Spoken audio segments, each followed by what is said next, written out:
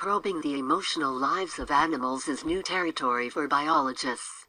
A couple of decades ago, emotions were off limits. Scientists studying animal behavior focused on what they could see animals doing, not how they might be feeling. Yet questions of animal emotion underpin animal welfare. As Jeremy Bentham wrote in 1789, the question is not, can they reason? Nor can they talk? But can they suffer? The growing animal rights movement forced us to consider animal emotion. And we now know a great deal about how the vertebrate brain generates and makes use of what we humans experience as feelings. A whole other layer of complexity arises when thinking about the animals that share our homes, especially dogs. Most dog owners are convinced that their pets not only lead complex emotional lives, but also know what their owners are thinking.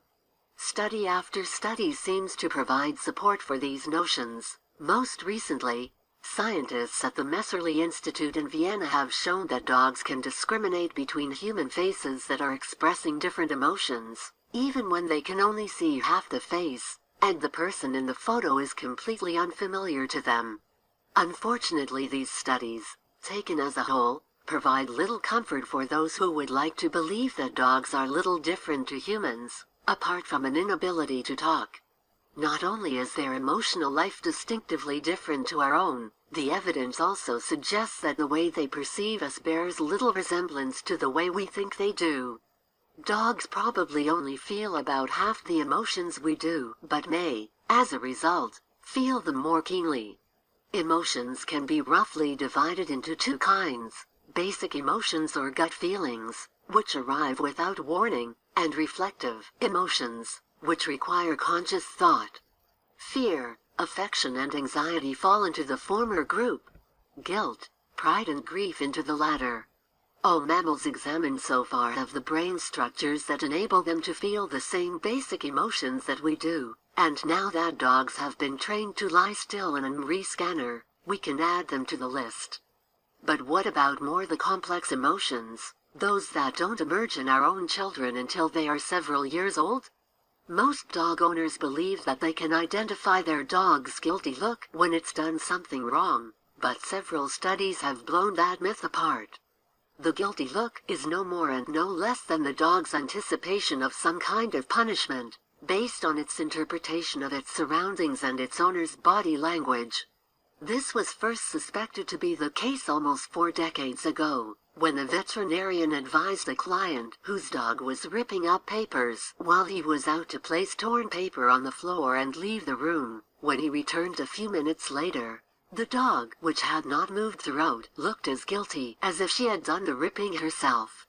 More recently, Alexandra Horowitz of Barnard College in New York was able to induce guilty looks in dogs simply by telling their owners that they'd done wrong, even when they hadn't, and tellingly, the strength of that guilty look matched the severity of punishment that each owner normally used when the dog transgressed.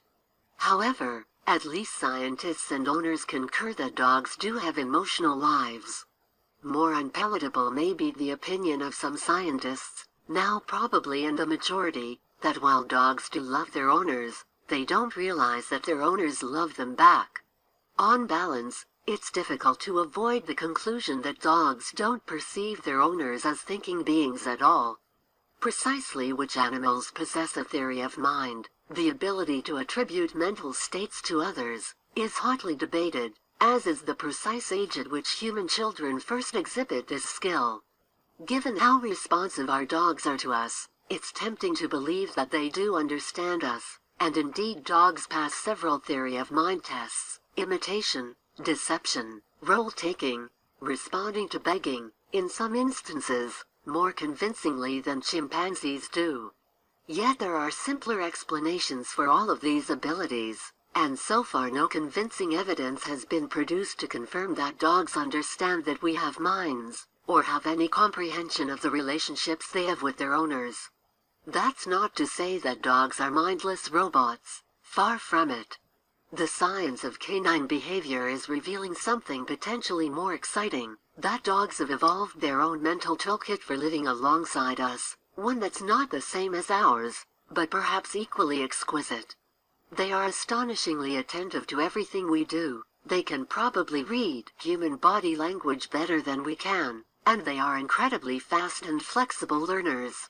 Having lived alongside us for thousands of years, they have evolved not only an inbuilt affection for mankind, but also a set of skills for becoming our best friends, even though they have little understanding of how we feel about them.